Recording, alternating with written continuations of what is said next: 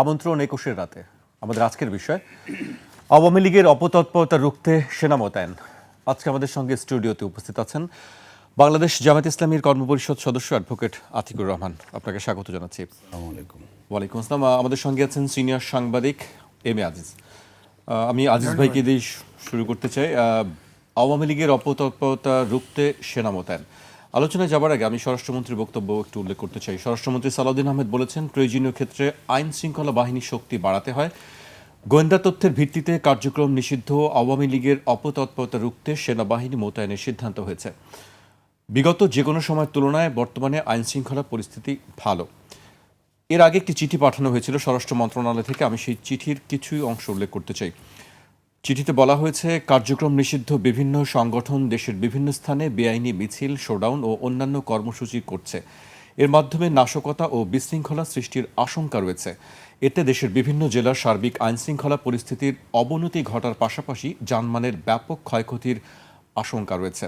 চিঠিতে ঢাকা, চট্টগ্রাম ও গাজীপুর মহানগর, নারায়ণগঞ্জ, গোপালগঞ্জ ও ফরিদপুর জেলায় শান্তি শৃঙ্খলা রক্ষা, জননিরাপত্তা নিশ্চিত করা এবং জনগণের জানমালের সুরক্ষায় ৯ দিনের জন্য প্রয়োজনীয় সংখ্যক সেনা মোতায়েনের জন্য অনুরোধ করা হয়।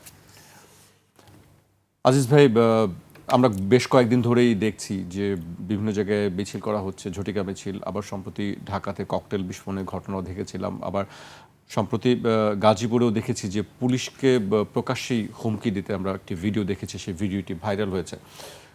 আপনি এই বিষয়গুলোকে আসলে কিভাবে দেখছেন?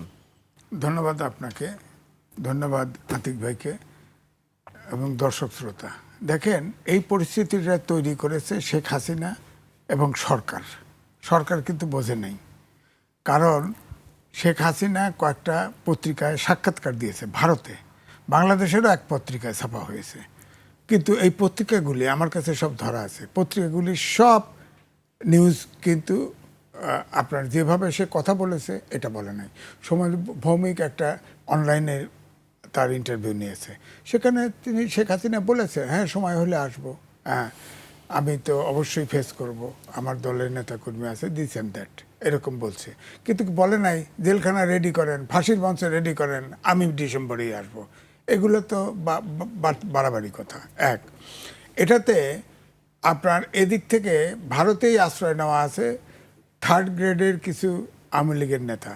তারাও কিন্তু বিভিন্নভাবে, ধরেন এখন তো ইন্টারনেটের যুগ, হয়তো আলোচনা করে কর্মীদেরকে উৎসাহিত করতেছে আন্দোলন সংগ্রামের জন্য, তারা নিরাপদে আছে।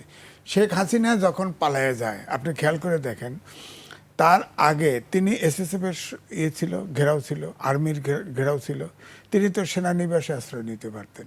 তিনি বলছিলেন যে আমি ভাবছি আমাকে টুঙ্গিপাড়া নেবে, টুঙ্গিপাড়া উনি রানওয়ে করছেন নাকি, এয়ারপোর্ট নামার জায়গা রাখছেন নাকি, হ্যাঁ উনি, অর্থাৎ আপনি খেয়াল করে দেখেন, যেদিন আর্মি বলেছে সাধারণ আন্দোলনকারী জনগণের বুকে তারা গুলি চালাইতে নারাজ, রাওয়া ক্লাবে আলোচনা হয়েছে, এরপরেই শেখ হাসিনা বুঝে ফেলছে যে আমার সময় ফুরিয়ে আসছে। সে কিন্তু দেখেন, তার যত নিজস্ব পরিবারের সদস্য একজনও গ্রেপ্তার হয়নি, কোনো নেতা গ্রেপ্তার হয়নি, সব ভাগাই দিছে। তো সুতরাং তিনি জানতেন যে এই অবস্থা হবে। এখন ভারত তাকে আনুষ্ঠানিকভাবে, সরকার না, সকল রাজনৈতিক দল মিলে তাকে আশ্রয় দিছে। তার মানে ভারতের তারা অতিথি, এখন আমি বলতেই পারি অতিথি। সেখান থেকে ভারতের সাথে আমাদের সম্পর্ক অন্তর্বর্তীকালীন সরকারের সময় যে টানাপোড়েনটা ছিল, এখনও সেই টানাপোড়েনটা আছে। এখন বাংলাদেশের এক উপদেষ্টা বললেন যে আপনার কি স্থানীয় সরকার নির্বাচনে যারা নির্দোষ আওয়ামী লীগের তারা নির্বাচন করতে পারবে, কারণ ওটা প্রতীকের নির্বাচন হচ্ছে না। এখন আপনি যদি সুপ্রিম কোর্টের মতো কল্পনা করে থাকেন, নির্বাচনে ফি নেবেন, নির্বাচনের সদস্য হবেন, প্রার্থী হবে, আর আপনি বাতিল করে দিবেন, সারা পৃথিবী জুড়ে এটা স্ক্যান্ডেল হবে। তো সারা পৃথিবী জুড়ে এই কথাটা হুঁশ করে বলা উচিত ছিল। কারণ আওয়ামী লীগ তো একটা সংগঠন, বড় সংগঠন, এটা ঠিক। আপনি যদি নেপালের মতো ইলেকশন হতো, 3 মাস বা 6 মাসের ভিতরে নির্বাচন হতো, তাহলে জনগণ ভোটেই কিন্তু আউট করে দিত, অর্থাৎ রাজনীতি দিয়ে রাজনীতিকে মোকাবেলা করতে পারা যেত। এখন যেটা হয়েছে, আপনি দেখেন জামাত ইসলাম, বিএনপি, এরা 15টা বছর লুকায় থাকছে, গুম হয়েছে, খুন হয়েছে, একটা লোক কোনো সমর্থন উল্টো করছে? নিষ্ক্রিয় হয়েছে অনেকে ভয়ে বাঁচার জন্য, কিন্তু কেউ তো সমর্থন উল্টায় না। বাংলাদেশের মাটি সোনার শেখাটি, যে যা পার্টি করে সেই পার্টি বদলায় না। তো আওয়ামী লীগের সমর্থকরা আপনার অসুবিধা পরিস্থিতি অনুকূল দেখে নেই, এই জন্য তারা নিষ্ক্রিয় ছিল। আপনি সক্রিয় হওয়ার জন্য সুযোগ দিলেন কেন? যেমন আপনি বললেন আওয়ামী লীগের অপতৎপরতা কি? আপনারা তো ইলেকশন করতে বলছেন যে স্থানীয় সরকার নির্বাচনে তারা অংশগ্রহণ করতে পারবে নির্দোষরা, তো তাদের তৎপরতা দেখাবে না? নাহলে স্থানীয় সরকারে ভোট পাবে কেমনে? এবং নেতা যারা দাঁড়াতে চায় তারাও তো তৎপরতা দেখাবে। তা আমার শেষ কথা হচ্ছে এই যে ধরেন এই যে সেনা মোতায়েন করছে, এখানে পুলিশ দিয়ে পারতো। সেনা মোতায়েন মানেই এটা সারা বিশ্বে খবর হবে এবং মনে হবে, যদিও স্বরাষ্ট্রমন্ত্রী বলছে আইন শৃঙ্খলা পরিস্থিতির এমন কোনো অবনতি ঘটে নাই, তো আর্মি মোতায়েন করলেন কেন এত জায়গায়? আর্মি তো দরকার ছিল, পুলিশ দিয়েই তো ট্যাকেল করা যেত। কারণ তারা তো যারা আওয়ামী লীগের মিছিল বার করে, হ্যাঁ, তারা ককটেল ফুটাইছে, তারা বন্দুকও ফুটাইতে পারে, তারা মিছিল করবে, তারা জয় বাংলা স্লোগান দিতে পারবে। আপনি তাদের তো আওয়ামী লীগের লোকদেরকে কিন্তু রাস্তায় নামলে চেনা সহজ, তারা জয় বাংলা স্লোগান দিবে। আপনি দেখেন না, এই যে জানাজার নামাজে যায় সেখানেও যায় জয় বাংলা, সুতরাং তাকে চিনতে অসুবিধা নেই। এখন আওয়ামী লীগ অন্তর্বর্তীকালীন সরকারের সময়ে নির্বাহী আদেশে অধ্যাদেশ জারি করে অ্যাক্টিভিটিস আওয়ামী লীগের কার্যক্রম নিষিদ্ধ করা ছিল। সেটাকেই অধ্যাদেশ আকারে আইন হিসাবে আওয়ামী লীগ নিষিদ্ধ রেখে, অর্থাৎ অধ্যাদেশ সন্ত্রাস বিরোধী আইন করছে। এই আইনটা করাও তো ঠিক হয় নাই। আমি তো বলবো যে আইনটা আপনি রাজনৈতিক দলকে গণতন্ত্র চাইবেন, রাজনৈতিক দলকে রাজনীতি দিয়ে মোকাবেলা করবেন। এখন ধরেন এই আইন যদি হয়, এখন জামাত ইসলাম বিরোধী দল, তারা মাঠে নামলো, আইন শৃঙ্খলা পরিস্থিতির অবনতি ঘটলো, 2/3 মেজরিটি আছে বিএনপি, নিষিদ্ধ করে যদি দেয়, আবার সামনের ইলেকশনে জামাত যদি ক্ষমতায় আসে, এই আইন যদি বহাল থাকে, তাহলে যদি জামাত বিএনপিকে নিষিদ্ধ করে দেয়। সুতরাং এই ধরনের ওপেন আইন্ডেড আইন করতে নাই। যেমন ধরেন 15ই আগস্টের পরে 1974 সালে স্পেশাল পাওয়ার অ্যাক্ট আছে, তখন মোস্তাক জেলখানা ভরে ফেলছিল, তার 80% 1974 সালের স্পেশাল পাওয়ার অ্যাক্টে গ্রেপ্তার ছিল। কারণ স্পেশাল পাওয়ার অ্যাক্টে ডিটেনশন দিলে সরকার যাকে মনে করবে তাকেই আটকায় রাখতো, আইনের আদালতের আশ্রয় নিতে পারতো না। তা আমার বক্তব্য হলো, এখন আওয়ামী লীগ সুযোগ দিচ্ছেন, সে তাফালিগ করতেছে। আমার ধারণা যে এখন যদি শেখ হাসিনা আসতে চায় বা আওয়ামী লীগের বড় নেতাকেও আসতে চায়, অভ্যুত্থানের সব শক্তি এক হবে। যা আপনি টোকাটুকি দেখতেছেন বিএনপি, জামাত, এনসিপি, এগুলো কিছু থাকবে না, সব এক হয়ে যাবে। এটা এখনও পরিস্থিতি অনুকূলে আওয়ামী লীগের আসে নাই। আওয়ামী লীগের প্রথম দিকে শেখ হাসিনার ব্যাপারে নেগোসিয়েশন হয়েছে, আমি যেটা খবর পেয়েছি, যে ধরেন আমি জেনেছি যে তাকে বলা হয়েছিল একটা বিশুদ্ধ লোক দিয়ে একটা পার্টিটা, হ্যাঁ, এটা করতে পারতো, যদি এইটা দিয়ে পার্টিটাকে অর্গানাইজ করে শেখ হাসিনা আসার চেষ্টা করতো। কিন্তু বিচার তো হয়েছে, একটা রায়ও হয়ে গেছে, এটা তো ফেস করতেই হবে তাকে। সেটা তাদের মুরব্বী ভারত আছে, ভারত দিয়ে নেগোসিয়েট করতে পারতো। কিন্তু যে প্রসেসে আগাচ্ছে, এটা আওয়ামী লীগ কখনো দাঁড়াতে পারবে না। জি, আমরা আজিজ ভাই বক্তব্য শুনছিলাম। আমি এই পর্যায়ে অ্যাডভোকেট আতিকুর রহমানের কাছে আসতে চাই। আজিজ ভাই কয়েকটি পয়েন্ট বলছিলেন যে পুলিশই যথেষ্ট ছিল, কেন সেনা মোতায়েন করতে হলো, এটি আন্তর্জাতিকভাবে একটি আলাদা আলোচনা হতে পারে যে সেনা মোতায়েন করা হচ্ছে। এবং আমরা দেখলাম যে 9 দিন থাকবে। স্বরাষ্ট্রমন্ত্রী বলছেন যে আইন শৃঙ্খলা পরিস্থিতি ভালো। আজিজ ভাই প্রশ্ন তুলেছেন, তাহলে কেন সেনা মোতায়েন করা হচ্ছে, এবং পুলিশই তো যথেষ্ট ছিল। আপনার মন্তব্য কি? জি, ধন্যবাদ আপনাকে, ধন্যবাদ আমাদের সহ-আলোচক এবং যারা শুনছেন। আমরা সবাইকে শুভেচ্ছা এবং সালাম জানাচ্ছি। দেখুন, আওয়ামী লীগকে আমার কাছে মনে হচ্ছে সরকারি প্রাসঙ্গিক করার ক্ষেত্রে ভূমিকা পালন করছেন। কারণ আওয়ামী লীগের এখনও 2 বছর যায়নি তাদের সেই 24-এর যে গণঅভ্যুত্থানের পরবর্তী সময়ে, এবং এমন কোনো জনপ্রিয়তা আওয়ামী লীগের হয়নি যে আওয়ামী লীগ আবার এসে রাজনীতিতে অবস্থান গ্রহণ করতে পারবে। কিন্তু সরকারের নানা ব্যক্তিদের নানা ধরনের কথাবার্তায় মূলত কিছুটা তারা উৎসাহিত হচ্ছে বলে আমাদের কাছে মনে হচ্ছে। দেখুন, আমরা সরকারের প্রায় 4 মাস সময় অতিবাহিত হচ্ছে গঠন করার পর, এখন পর্যন্ত আমাদের ট্রাইব্যুনালের যে বিচার প্রক্রিয়াটা, আমরা কিন্তু খুব বেশি আশাবাদী নই, খুব দ্রুত গতিতে চলছে।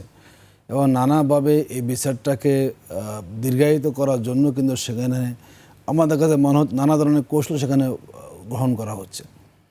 এখন আওয়ামী লীগের 2-1টা ছোটোখাটো মিছিল হবে, এবং সেই মিছিলও খুব লম্বা সময়ের জন্য না, অনেক সময় 30 সেকেন্ড অথবা 1 মিনিট সেখানে হচ্ছে।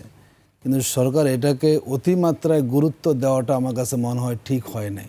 যেটা আজিজ ভাই বলেছেন তার সাথে আমি একমতে বলি যে এখনও এমন অবস্থা দেশে আসে নাই যে একদম আওয়ামী লীগ আসতেছে, খুব ভয়ঙ্কর অবস্থা, সেনাবাহিনী মোতায়েন, এটা আমার কাছে মনে হয় সরকার কিছুটা অথবা যারা সরকার তথ্য দিচ্ছেন তারা কিছুটা বাড়িয়ে বলেছেন সরকারকে।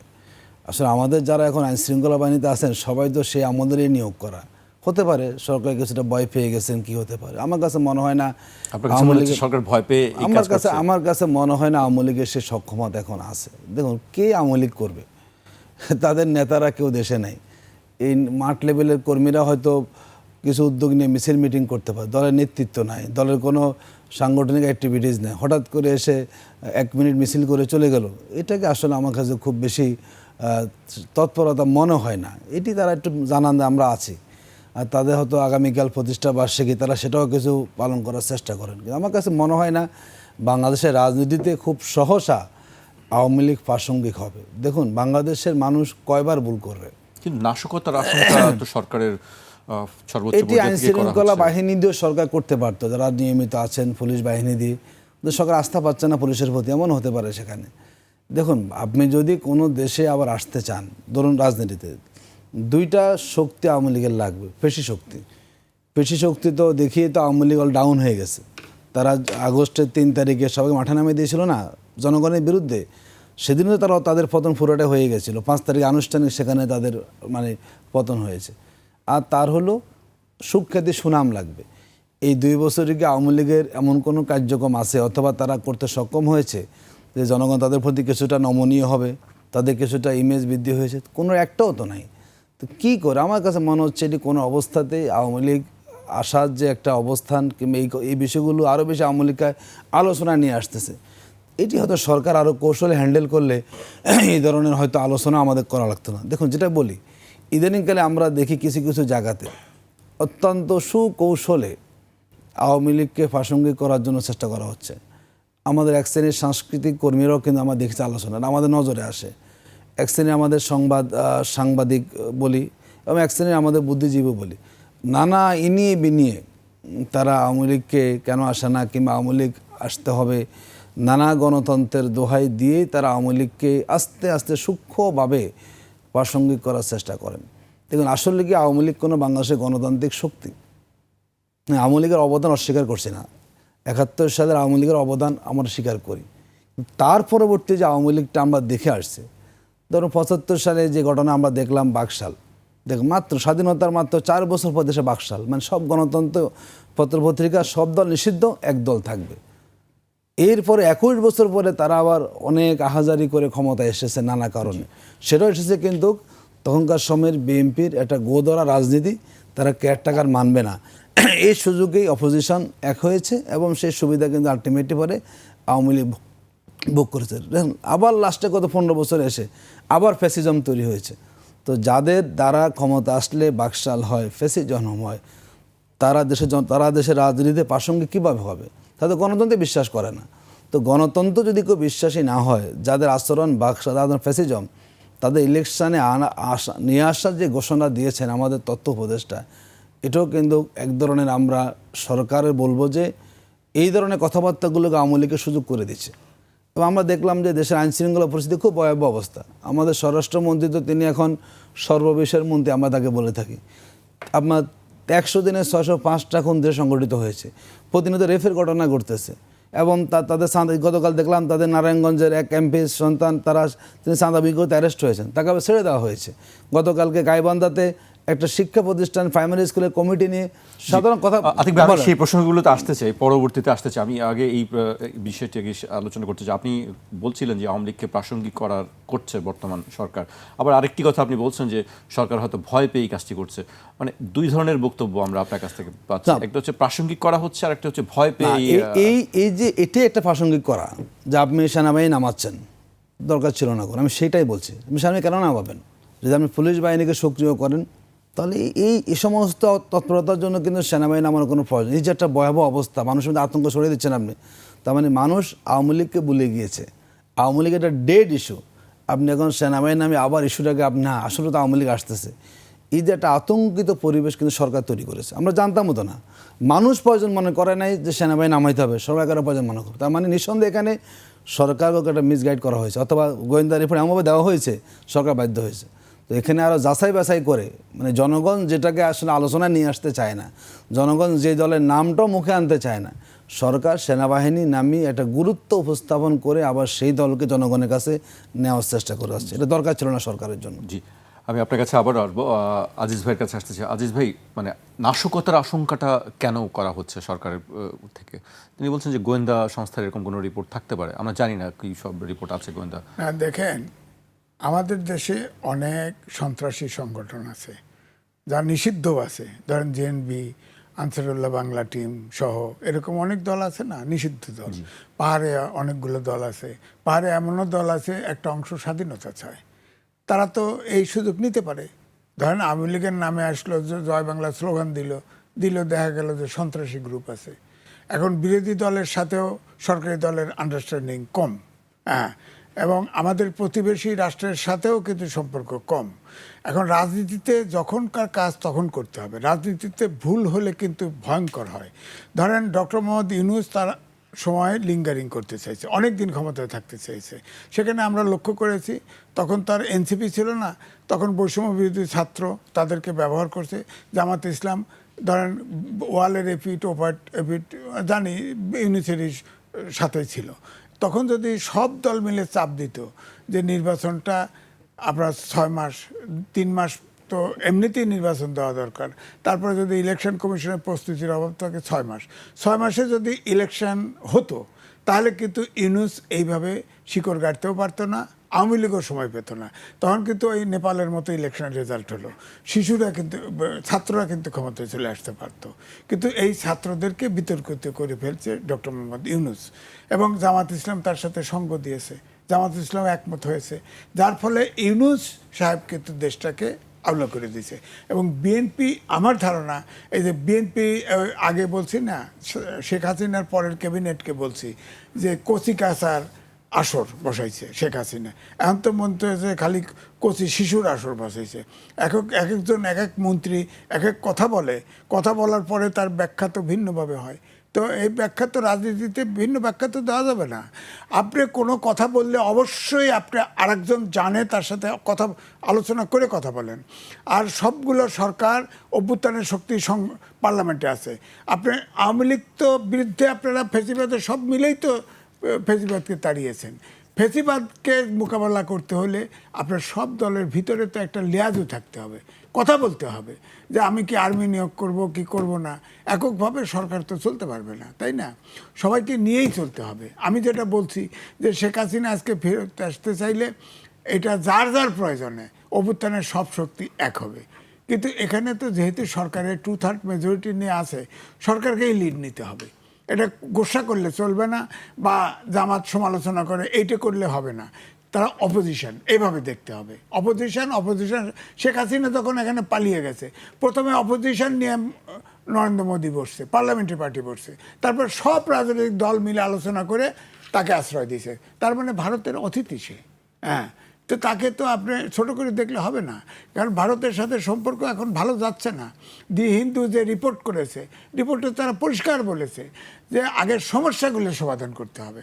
এই যে পুশিন টুসিন, এটার তো সিস্টেম আছে, কারণ ভারত বাংলাদেশ প্রোটোকল স্বাক্ষর করেছে, জাতিসংঘের মানবাধিকার সনদে অনুস্বাক্ষরকারী, সেখানে তো বিধান আছে যে আপনি যদি কোনো অনুপ্রবেশকারী কোনো দেশে যায় তাকে আইনি ভিত্তিতে তাকে আলোচনা করে আপনার পুশিন করবেন, পুশব্যাক করবেন, যা করবেন করবেন। সেটা তো হিন্দুতে লেখছে তো যে আপনারা গঙ্গা চুক্তি করেন, তিস্তা চুক্তি করেন, যেগুলো চায়।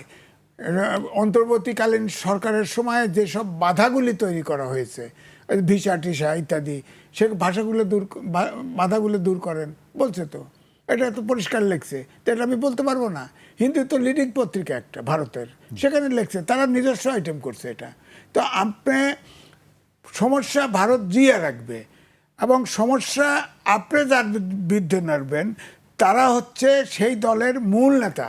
কমপক্ষে 500-600 নেতা আছে, 26 জন তো সেনানিবাসে আশ্রয় নিয়েছিল, কমপক্ষে 500 নেতা আছে আওয়ামী লীগের, তারা তো অতিথি এখন।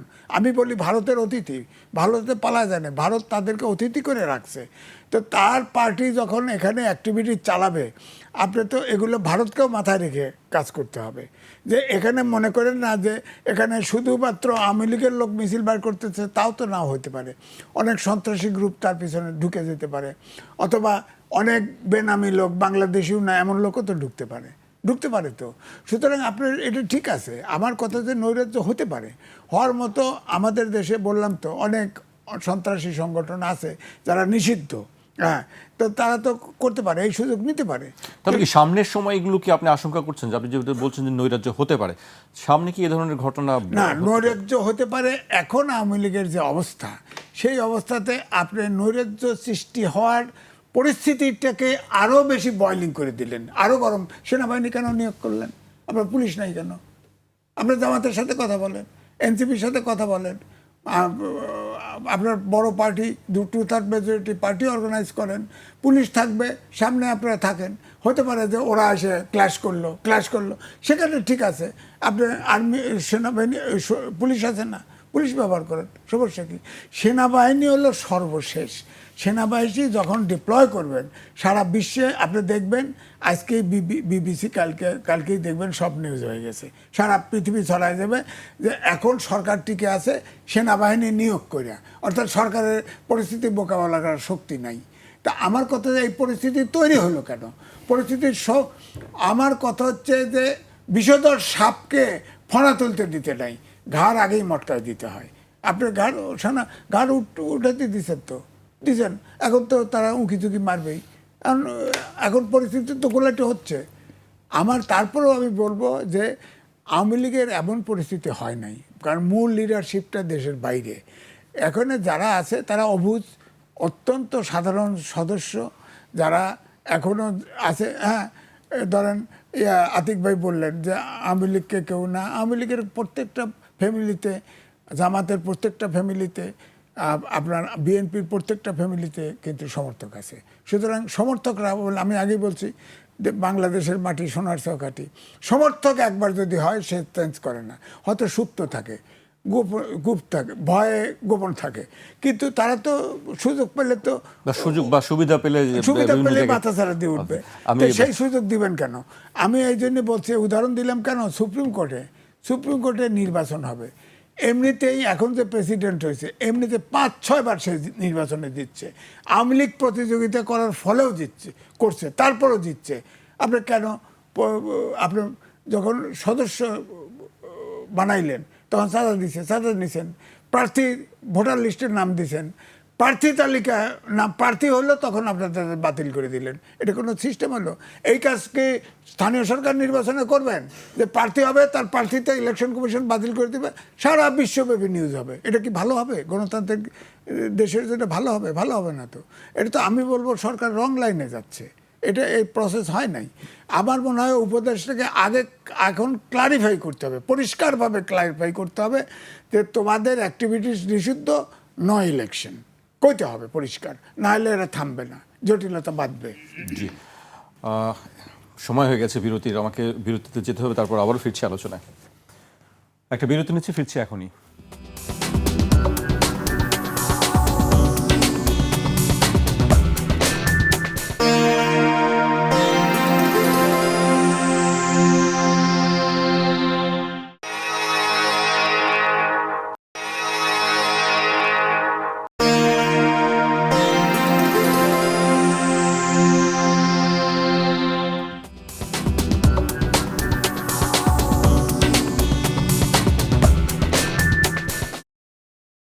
আবার আমন্ত্রণ 21 রাতে।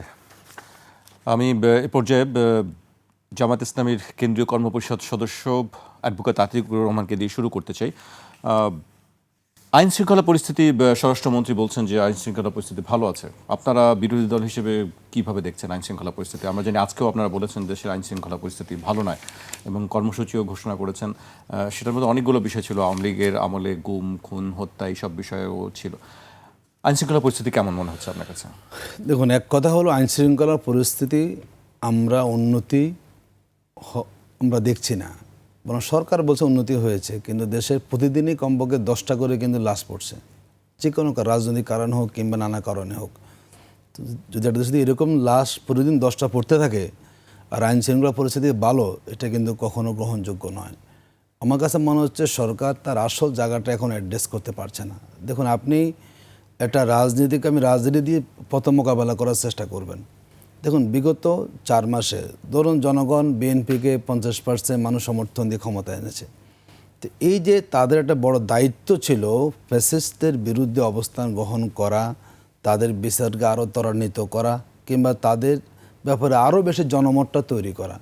আমরা কিন্তু বিগত 4 মাসে কোনো পদক্ষেপ দেখি না। যা আলোচনা সব বিরোধী দল থেকে করা হচ্ছে, যা আলোচনা সব অপোজিশন থেকে করা হচ্ছে। সরকার সেখানে কিন্তু খুব বেশি ভূমিকা পালন করছে। এমন অবস্থা হয়েছে, মানে মনে হচ্ছে যে সরকারের কাছে এখন বিরোধী দল হলে সবচেয়ে বেশি সমস্যা, আওয়ামী লীগ কোনো সমস্যা না। কিন্তু আসলে বাংলাদেশে বর্তমান বাস্তবতা কিন্তু সমস্যা এখন আওয়ামী লীগ। যদি এটি কোনোভাবে আবার সুযোগ পায় বাংলাদেশের রাজনীতিতে এসে, আমি গতকালকে একটা শোতে বলেছিলাম, এই পরিস্থিতি যে একটা কিছুটা অনৈক্য আমাদের তৈরি হয়েছে এখন, যারা আমরা একসাথে সংগ্রাম করেছি ফ্যাসিবাদের বিরুদ্ধে, এই অনৈক্যের কিন্তু সুযোগটা সরকার তৈরি করে দিয়েছে। এবং আমি তো মনে করি এই যে আমাদের যে সংস্কার নিয়ে কথা, যতই আপনি সংস্কার নিয়ে কথা বলেন, আমাদের আজিজ ভাই বলেছেন ইলেকশন কেন দেরি হয়েছে। ইলেকশন দেরি হয়েছে কারণ হচ্ছে জনগণ একটা রাষ্ট্রের একটা স্থায়ী তারা সমাধানটা চেয়েছে, যাতে বারবার এরকম বাংলাদেশ গণতন্ত্রহীন না হয়ে যায় কিংবা এরকম ফ্যাসিবাদী আচরণকে করতে না পারে। এই সংস্কার প্রক্রিয়াতে যখনই সরকার দূরে অবস্থান করেছে, তারা আগ্রহী দেখাচ্ছে না, তখনই কিন্তু দেশের ঐক্যটা আস্তে আস্তে বিনষ্ট হচ্ছে। এবং এই সুযোগে আওয়ামী লীগ একটা অবস্থান তৈরি করার চেষ্টা করে যাচ্ছে। আপনি দেখবেন টকশোগুলোতে এখন বিএনপি জামাত নিয়ে আলোচনা বেশি হয়, বিএনপির এমপিরও সমালোচনা করেন জামাতকে নিয়ে। ওই জায়গায় কিন্তু এখন আওয়ামী লীগের যে অপকর্ম, যে দুঃশাসন, তার যে গুম খুনের রাজনীতি অনেকটা কিন্তু ডাকা পড়ে যাচ্ছে। তো আমরা মনে করি এখানে সরকারের দায়িত্ব আছে এবং আইন শৃঙ্খলা পরিস্থিতি যদি সরকার নিয়ন্ত্রণ করতে না পারে, এই সুযোগ কিন্তু তারা গ্রহণ করবে। দেখুন, আমি যদি বলি, আমরা যখন আওয়ামী লীগের আমলে মিছিল করতাম, মহাসড়ক তো দূরের কথা, একদম আমরা কোনো গলির ভিতরে মিছিল করতে যাওয়ার পর আমরা অ্যারেস্ট হয়েছি। যদি অ্যারেস্ট না হতাম, কোনো রকম মিছিল করে পার পেতাম, ওই এলাকা পুরো তখন রেড দিত। এখনো তো অ্যারেস্ট হচ্ছে, গ্রেফতার করা হচ্ছে। এই অ্যারেস্ট শুনেন, এখন অনেকটা আওয়ামী লীগের সাথে পুলিশের আচরণ জামাই আদরের মতো। কি বলেন? আমি যদি আপনাকে বলেন তো কয়জন আওয়ামী লীগ নেতা পুলিশের মার খেয়েছে রিমান্ডে?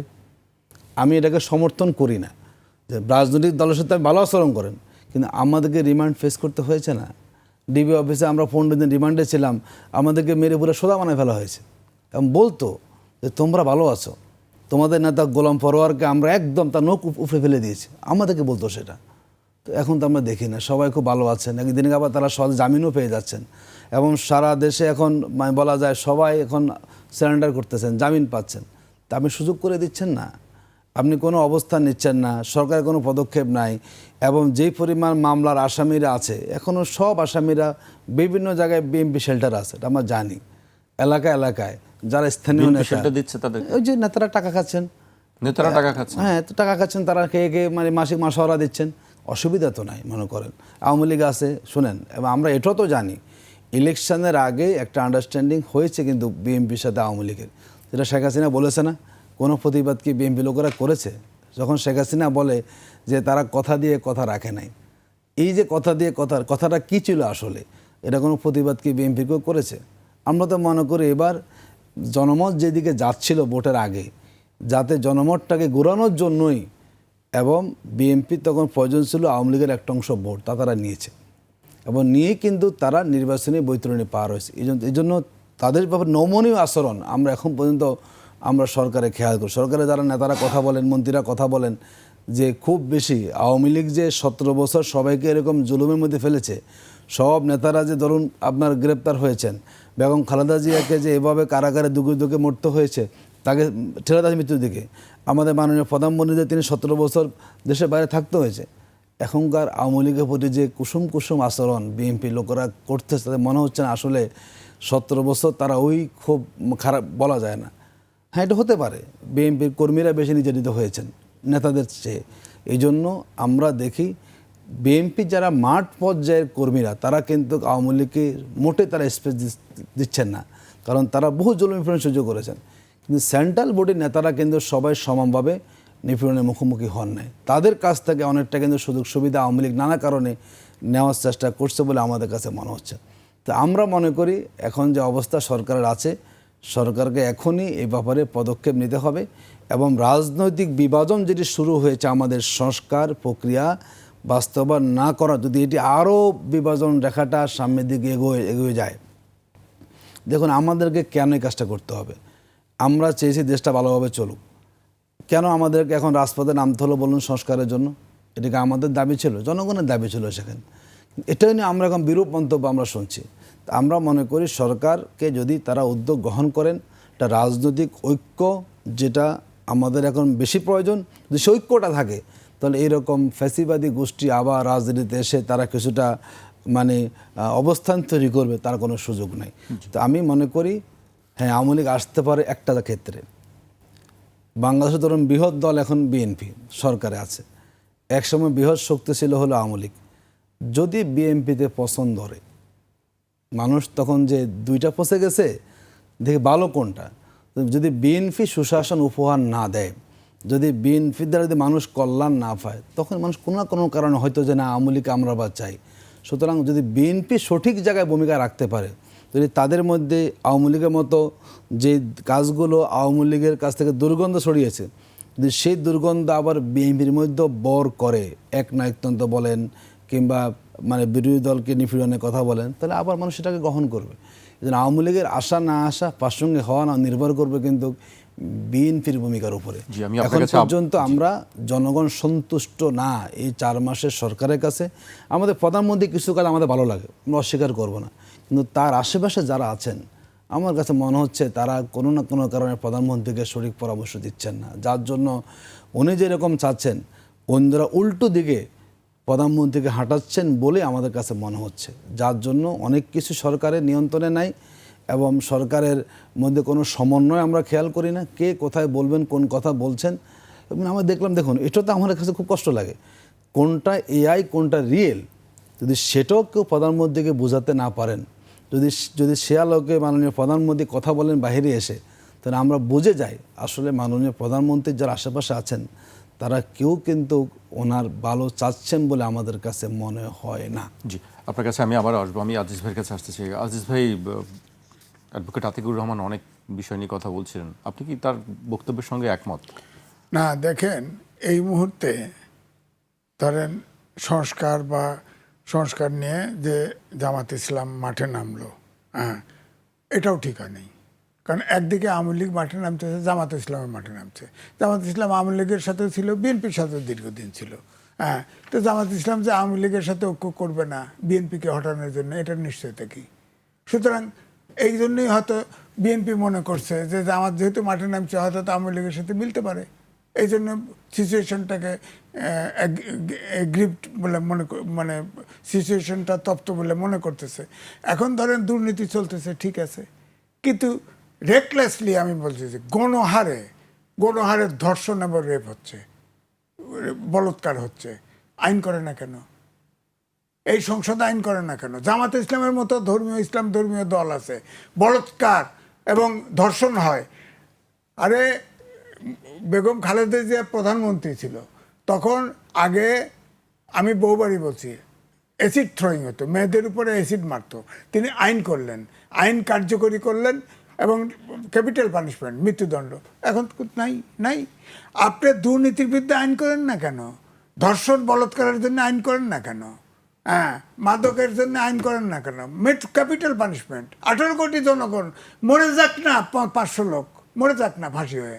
দুর্নীতি করে আইন তো আছে, কিন্তু সেগুলি সবসময় যথাযথ প্রয়োগ হয় না। ক্যাপিটাল পানিশমেন্ট, দুর্নীতির জন্য ক্যাপিটাল পানিশমেন্ট নাই। এবং ধরেন এই যে ধর্ষণ হয়েছে, গ্রেপ্তার হয়েছে, খুব কুইক বিচার হলো। এখনো কবে বাস্তবায়ন হবে আমরা জানি না, উচ্চ আদালতে যাবে, উচ্চ আদালত, এটাও তো ঠিক না। এটাও তো বিচার বিভাগের উপরে হস্তক্ষেপ, যে 7 দিনের রায় দিয়ে দিল নিম্ন আদালত, এতে মনে হয় আদালত আছে। আপনি স্পেশাল একটা কোর্ট করেন এবং ধর্ষণ করলে বলাৎকার করলে তার ফাঁসি হবে। সে তো হত্যা করছে, এখন তার মৃত্যুদণ্ড হয়েছে। ধর্ষণের জন্য তো হলো না, সে ধর্ষণ করতে গিয়ে খুনও করে ফেলছে, ওই বাচ্চারে খুন করে ফেলছে, তখন এর জন্য তার ফাঁসি হবে তো খুন হলে ফাঁসি হবে না, নর্মাল আইনেই হবে। কিন্তু এটা হলো কি 7 দিনে বিচারটা হলো, চার্জশিট আসলো, এই সেই বিচার হলো, উচ্চ আদালতে গেছে, এখন হাইকোর্টে যাবে, হাইকোর্ট থেকে সুপ্রিম কোর্টে যাবে।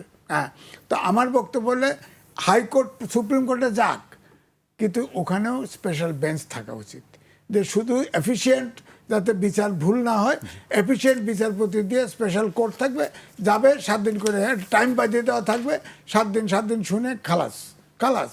এইসব যারা দুর্বৃত্ত, দেশে দুর্বৃত্ত, আপনি দেখেন দেশ স্বাধীন হয়েছে 71 সালে, মনোজগৎ একদম নষ্ট হয়ে গেছে, জাতি গঠন করতে পারিনি আমরা, জাতির ভিতরে কোনো সেন্সই, সততার কাজই করে না প্রত্যেকটা সেক্টরে। আপনি খেয়াল করে দেখেন, প্রত্যেকটা সেক্টরে আপনি বেতন বাড়ায় দিবেন, যত বেতন 10 লাখ বেতন বাড়ায় দিলেও সরকারি অফিসার সে আরো 20 লাখ ঘুষ খাবে। নারায়ণগঞ্জের ঘটনাটা নিয়ে কি বলবেন? হ্যাঁ, গতকালকে আমরা যে ঘটনাটা দেখেছি, হ্যাঁ, নারায়ণগঞ্জে তো গ্রেপ্তার করছে, গ্রেপ্তার করে আরো কি করছে, বিচার করতে হবে, বিচার করতে হবে।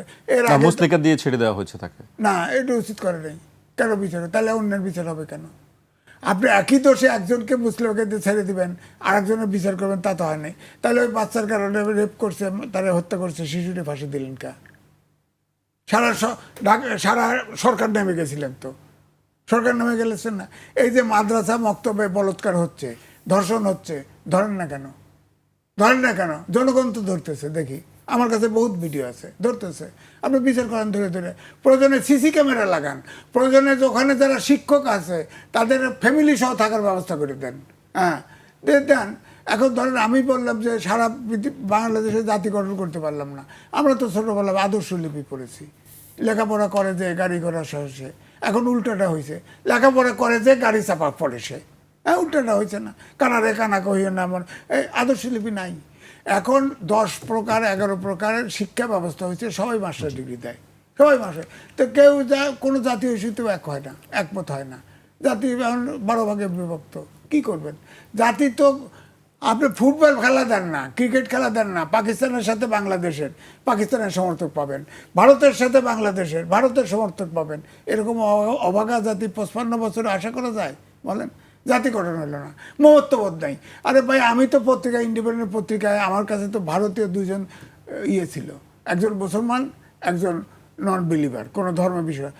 মুসলমান মাংস খায়, সব খায়, কিন্তু যখনই ভারত আসে সে মুসলমান, 100% মুসলমান, এই ভারতীয়। হ্যাঁ, কোনো খাতির নেই, মুসলমানও ভারতীয়। আর আমাদের বাংলাদেশি ভারতীয় পাবেন, আমাদের বাংলাদেশি পাকিস্তানি পাবেন, পাকিস্তানের পক্ষে। আপনি বলবেন, গল্প করেন, দেখবেন যে পাকিস্তানের পক্ষে। আজিজ ভাই, আপনার কাছে আসবো আমি, এই পর্যায়ে আবার আতিক ভাইয়ের কাছে আসতে চাই। নারায়ণগঞ্জের বিষয়টি নিয়ে বলছিলেন যে এটি বিচার হওয়া উচিত ছিল। আপনিও নিশ্চয়ই খবরটি দেখেছেন যে আজকে সবগুলো গণমাধ্যমেই একটি খবর হয়েছে যে এমপি পুত্র তাকে মুচলেকা দিয়ে পরিবারের কাছে হস্তান্তর করা হয়েছে। আর একটি বিষয় আপনি বলছিলেন শুরুতেই যে গাইবান্ধায় আপনাদের একজন নেতাকে হত্যা করা হয়েছে, সেই বিষয়েও আমরা দেখলাম যে দলের পক্ষ থেকে অবস্থান নেওয়া হচ্ছে, তাকে বহিষ্কার করা হয়েছে। এই বিষয়গুলোতে আপনি, আপনার দলের অবস্থান কি, বক্তব্যটা আপনাদের জানতে চাই। দেখুন, পুরো দেশে তো এখন এক সিটিআই সব বিএনপি নিয়ন্ত্রণ করছে। এবং জামাত ইসলামী যে এলাকায় এমপি হয়েছেন সেই এলাকাও কিন্তু পুরোটাই বিএনপি নিয়ন্ত্রণে। মানে জনগণ ভোট দিয়ে এমপি বানিয়েছে জামাতের ব্যক্তিদের কিংবা এনসিপিদেরকে। ওই এলাকার আপনি যদি কোথাও বিন্দু, যখন যেটা গাইবান্ধায় ঘটেছে, একটা প্রাইমারি স্কুলে কমিটি গঠনীয় সমস্যা হয়েছে, সেই কমিটি নিয়ে সামান্য কথা কাটাকাটি, তারপরে তারা মেরে ফেলেছে। তার মানে আপনি ক্ষমতা এমনভাবে ভোগ করতে চাচ্ছেন, কোনো এক জায়গায় বিন্দু মাত্র অন্যরা সুযোগ গ্রহণ করুক কিংবা সেখানে সবাই মিলে একটা গাছ হোক, তা চাচ্ছে না। আপনি দেশের এখন বাজার বলেন, আপনার টার্মিনাল বলেন, আপনার যত যেমন টেন্ডার বলেন, মানে এমন হয়ে গেছে জামাত ইসলামীদের সবসময় সব করে তার অভ্যস্ত না। পুরো বাংলাদেশে ধরেন শতভাগ বিএনপির নিয়ন্ত্রণে। যদি কোথাও বিন্দু মাত্র তাদের নিয়ন্ত্রণ হাতছাড়া হওয়ার সম্ভাবনা থাকে, তারা সেখানেই কিন্তু হলো সন্ত্রাসী কার্যক্রম চালাচ্ছে। এই যে আমাদের ঢাকাতে আমাদের আমিনুল ইসলাম সাহেব মন্ত্রী যে এলাকা, আমাদের এমপি আছে, সেখানে পুরো এলাকা আমাদের একক নিয়ন্ত্রণে, কোনো কিছু করা যাচ্ছে না। মানে যেখানে আপনি বলবেন এখানে নিরপেক্ষ মানুষ বসাতে হবে, সেখানে হলো তারা এসে সন্ত্রাসী কার্যক্রম চালাচ্ছে।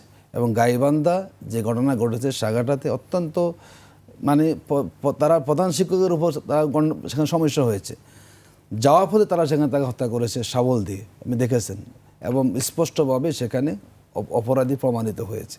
এই যখন অবস্থা দেশে হয়, বিচার সব জায়গায় আছে, ভাই বলেছেন দেশে আইন আছে ঠিকই, আপনার নারী বলেন শিশু বলেন সব বাংলাদেশে আইন আছে, কিন্তু বাংলাদেশে আইনের শাসন নাই। নারায়ণগঞ্জে এমপি পুত্র অ্যারেস্ট হলো, তিনি কারাগারে গেলেন না কেন?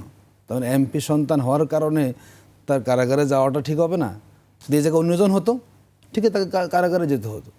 এই যদি বাংলাদেশ, আমরা কিন্তু 24-এর 5ই আগস্টের পর এই বাংলাদেশ চাই না যে সবার জন্য আইন সমান হবে, কে বড় লোক কে গরিব, কে এমপি সন্তান কে মন্ত্রী সন্তান, দেখার সুযোগ থাকবে না।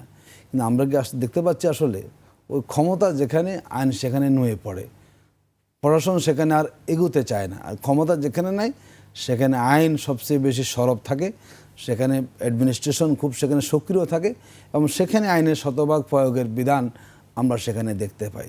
আমরা মনে করি দেশের যে অবস্থা এখন চলছে, দেখুন আমরা দেখলাম যে বাংলাদেশের 3 দিনে গড়ে মানে একটা করে খুন হচ্ছে, এবং 365 দিনে বিগত সময়ে প্রায় 152টি খুনের ঘটনা ঘটেছে।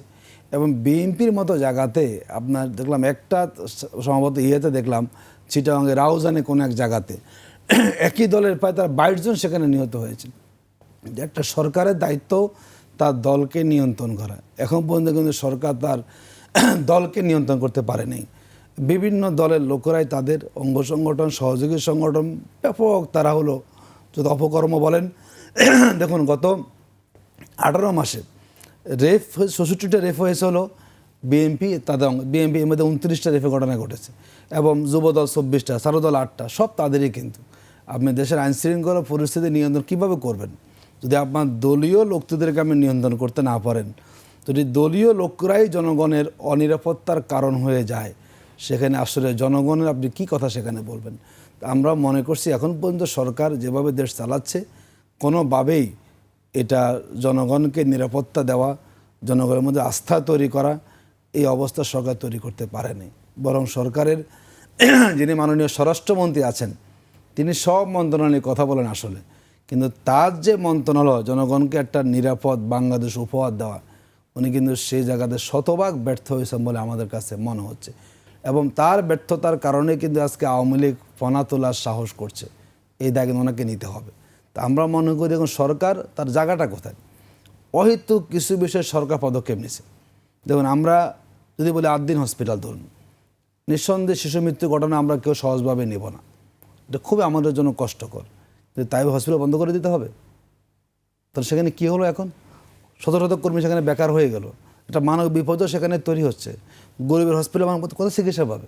ডিসিশন নিয়ে ফেললেন।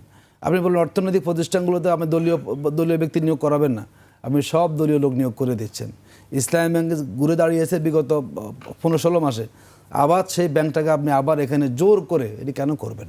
জনগণ যদি কোনো ব্যাংকিং অবস্থার উপর আস্থা ভিত্তি করতে না পারে, যতই আপনি সিস্টেম কোনো কাজ হবে না। তাই হয়েছে না, এখন ওনারা লোক বসিয়েছেন, ব্যাংক সব আমানত সেখানে খালি হয়ে যাচ্ছে। এখনও কিন্তু সেটা কি হয় নাই, সমাধান সেখানে হয় নাই, সব দলীয় লোক আপনি বসাই দিচ্ছেন। তো সেখানে আপনি জনগণকে সুশাসন দিবেন, তা আপনি নিজেটা করতে পারছেন না। দেখলাম গত পরশুদিন আমাদের মাননীয় মন্ত্রী বলেন, স্থানীয় সরকার মন্ত্রী, এটা খুবই হাস্যকর মনে হয়েছে যে জামাত সুশৃঙ্খল দল, কিন্তু জামাতের মধ্যে গণতন্ত্র নেই। গণতন্ত্র বলেন কোথায় আছে বলেন তো? আমরা কথা বলতে চাই না। উনি 7 বছর মহাসচিব, গণতান্ত্রিক প্রক্রিয়া মহাসচিব বলি, একটা দলের মানে কমিটি বলেন তো কয় বছর থাকে? আমাদের উপজেলা কমিটি বলেন তো কয় বছরে হয়নি?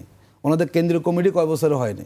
তো যেই দলের নিজের দলের ভিতরে কোনো গণতান্ত্রিক চর্চা নেই, এবং আমাদের যিনি এখন মাননীয় প্রধানমন্ত্রী চেয়ারম্যান যিনি হলেন বিএনপির, তিনি কীভাবে হয়েছেন বলেন তো? কোনো ভোটে হয়েছেন? তো যেই দলের ভিতরে দলীয় ভিতরে কোনো চর্চা নাই, তো তারা আরেকজনকে অগণতান্ত্রিক শক্তি বলার চেষ্টা করেন, তাহলে এটি আসলে কিভাবে সমাধান করবেন? ওনারা বলেছেন যে ওনারা যদি ক্ষমতা আসেন কখনো, ওনারা কোথাও কি প্রশাসক বসাবেন না। দেখেন না, সব উল্টো। একদিকে বলে যে আমরা সব সংস্কার বাস্তবায়ন করে ফেলেছি, আর একদিকে সিটি কর্পোরেশন, জেলা পরিষদ, সব জায়গাতে আপনার বিশ্ববিদ্যালয়ের ভাইস চ্যান্সেলর আপনি বলেন, ব্যাংক বলেন, বিমা বলেন, এমন কোনো জায়গা নেই।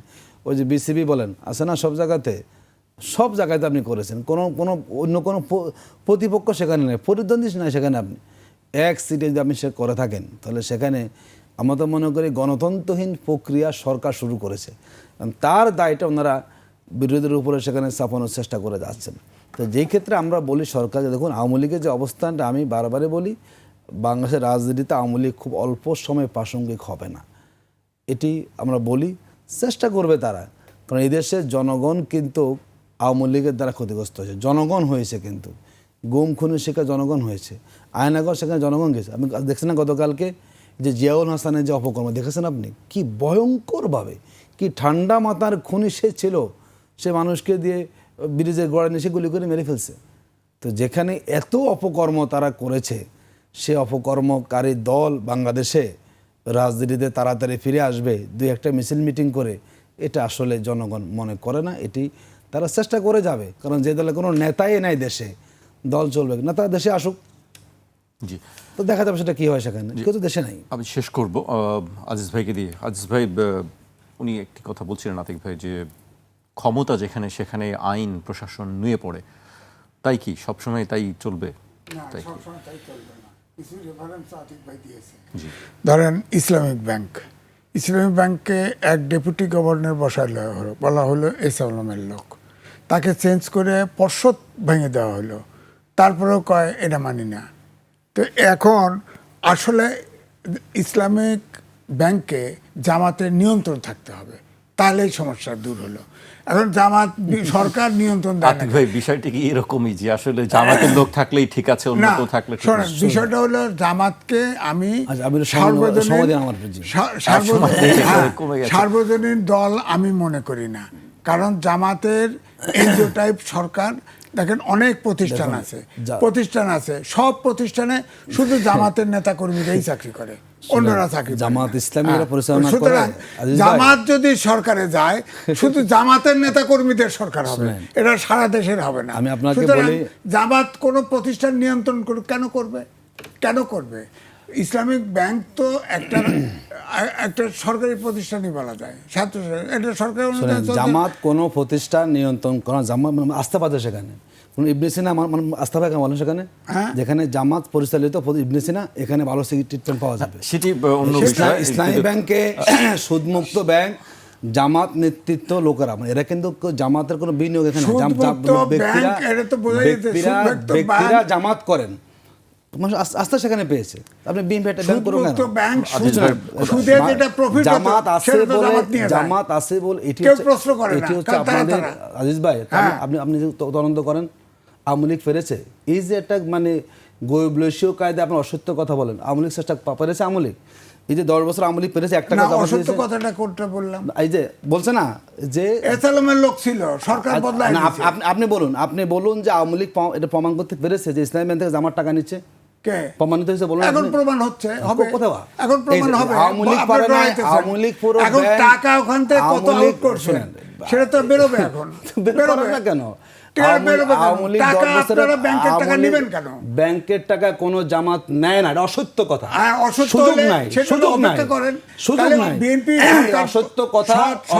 কথা দিয়ে বলা যাবে না। ব্যাংকের টাকা আমরা সাধারণ লোক বলে বুঝি, কাউকে একমাত্র জামাতের লোক না বসাই দিলে মনোভূত হবে না।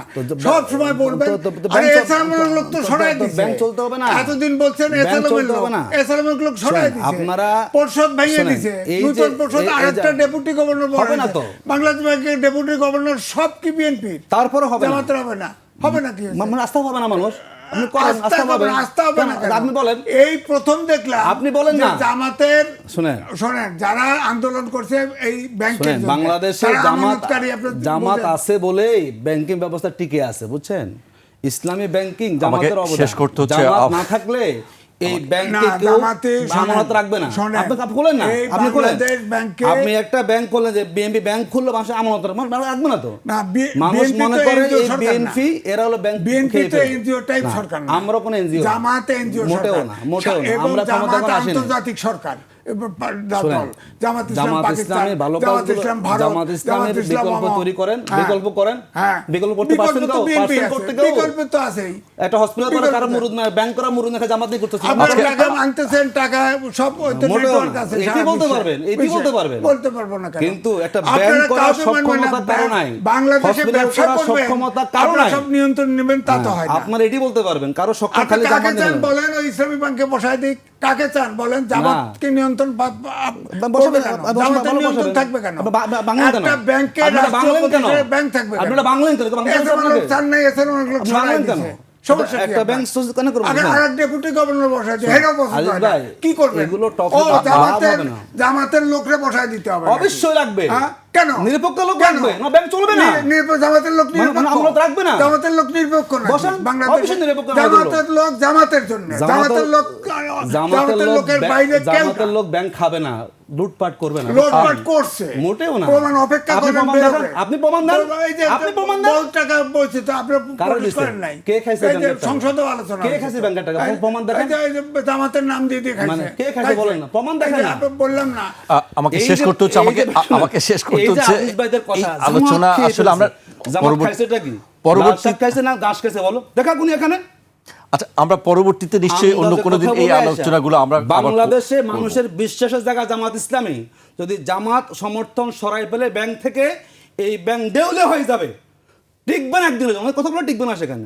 আপনি বসান দর্শন গভর্নর, টিকবে না সেখানে। দিছে প্রয়োজন আরো সরকার টাকা দিবে। সমস্যা কি? আপনি টাকা দেন, হ্যাঁ, এবং টাকা দিয়ে দিছে চালান, তো, টাকা দিয়ে দিছে চালান, তো। চালান, অসুবিধা কি হ্যাঁ, আছে? দিতেছে তো। চালান তো। আপনারা সরে যান। হ্যাঁ। আপনারা দখল করে রাখেন কেন ব্যাংক প্রতিষ্ঠান? না, দখল করে ব্যাংক রাখেন কেন? দখল করে নাই। এটা রাষ্ট্রীয় প্রতিষ্ঠান, সরকার- রাষ্ট্রের কাছে থাকতে দেন। হ্যাঁ, তা আপনি রাষ্ট্রীয় পজিশন করেন আপনি? হ্যাঁ, হচ্ছে। এই হলো আমাদের অবস্থা, বুঝছেন? ভালো কিছু করতে গেলে এই সমস্যা। আপনি করে দেখেন না। আমাকে শেষ করতে হচ্ছে। বাংলাদেশের অর্থনৈতিক ভিত্তি মজবুত জামাত ইসলামী করেছে। এই অবদান স্বীকার না করে জামাত ব্যাংকের সুযোগ আছে বলেন তো? আমরা আগামীতে কোনো নিশ্চয়ই সুযোগ আছে কিনা আতিক বলেন? ভাই, আজিজ ব্যাংক ভাই, থেকে আপনাদের টাকা সুযোগ দুজনকে আছে। এসালম নিছে ইস্পাতি বলকের মতো। জামাত কোথায় নিছে বলেন তো? কে জামাতের টাকা পাইছে?